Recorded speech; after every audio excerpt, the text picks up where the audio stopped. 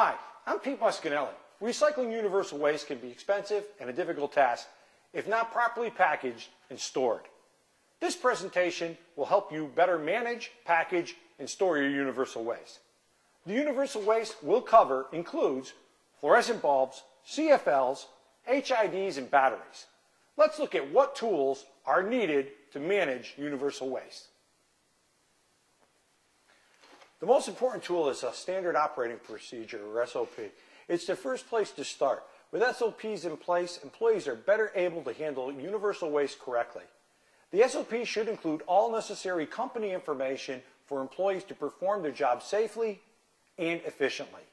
This includes types of materials accepted, how to log the materials, where to get additional packaging, what to do in case of breakage or spills, responsible project manager with his or her contact information. Along with this information, emergency contact numbers such as 911 should be clearly displayed in case of a fire or spill. We'll discuss hazards more in a few moments. Let's look at fluorescent bulbs first. Fluorescent bulbs contain a slight amount of mercury and need to be packaged correctly to eliminate or minimize breakage. Now, there are different boxes for different lengths, shapes, and sizes of bulbs. Using the right size box for the right size bulb makes the difference. It's important that all boxes are labeled and are stored in a cool, dry spot. Getting boxes wet will compromise the box and cause bulb breakage. Once the bulbs have been received and an appropriate box determined, a label is attached to the box and an ongoing count of the number of bulbs in that box is noted. When the box is full, it should be sealed. Tape guns usually work best on a pallet or a skid. The boxes can be stacked to a height of 4 to 6 feet as long as the lower boxes are not crushed. The pallet can contain a mixed box and mixed bulbs, but it must fit securely on the pallet. Sometimes it's best to restack the pallet so you get the best fit and use the pallet most efficiently. Labels should be clearly visible, and if needed, a second label attached to the pallet or box. Once the skid is full, the boxes should be stretch wrapped to the pallet securely and stored in a cool, dry spot until picked up or transported to an electronics recycler. Alkaline batteries are usually consumer grade and simply say alkaline right on the case. These include AA, AAA, CD, or 9 volt. Now, if it doesn't say alkaline, it most likely is a carbon zinc battery, which is recycled as an alkaline battery. Now, as you can see, there is a vast array of different styles and types of batteries. There are lithium, which are the button cells, and there are lithium ion, which are commonly found in computers or electronics. There's also NiCads, portable drills and portable tools, and then there are also nickel metal hydride, also found in computers.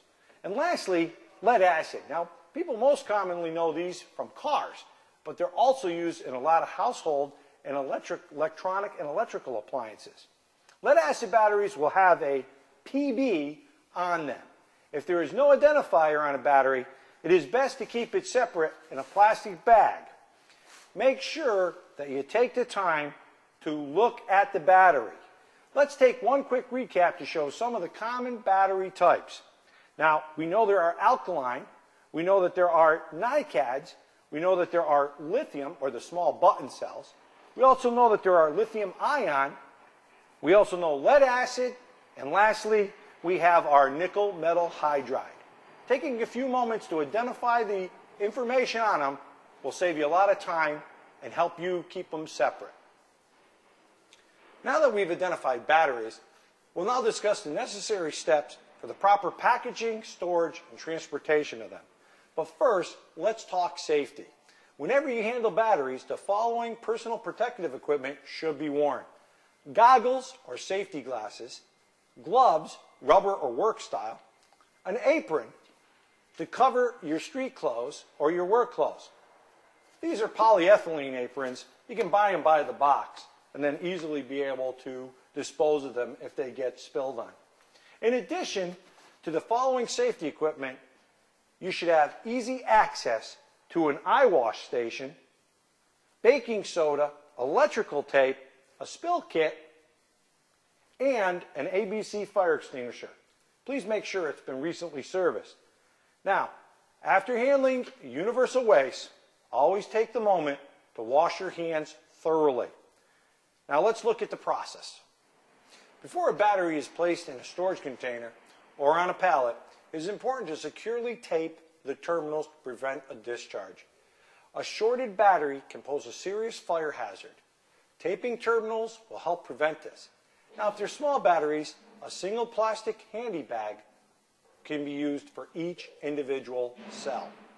It makes it a little bit difficult, but a lot safer.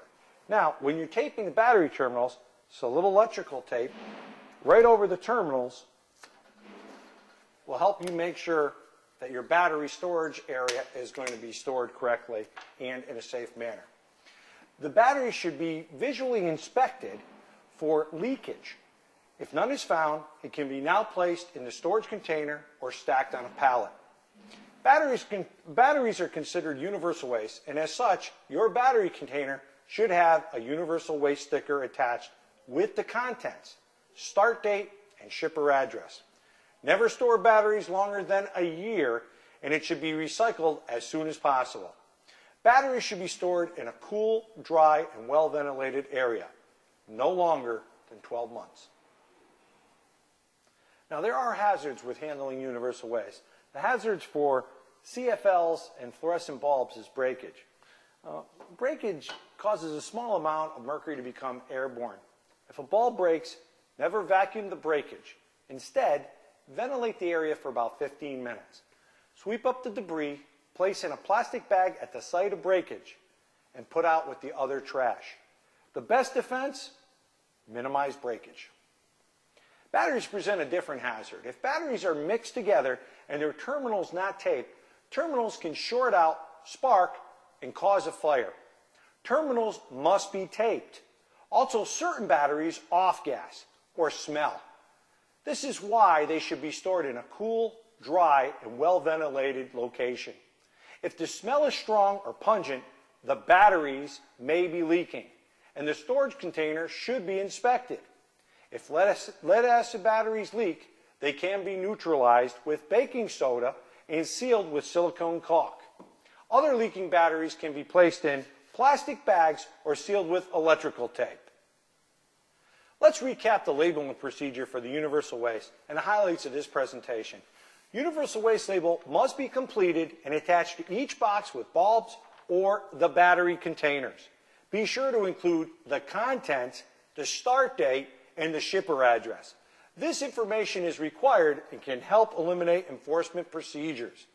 Don't forget to properly package your fluorescent or CFL bulbs. The right box makes the difference. Process batteries as soon as they come into your location. Store in a cool, dry, well-ventilated location. Once the material has been counted, packaged, and labeled, call your universal waste recycling company for pickup or transport to the appropriate facility. Thank you for joining me. I'm Pete Muscanelli. Have a green week.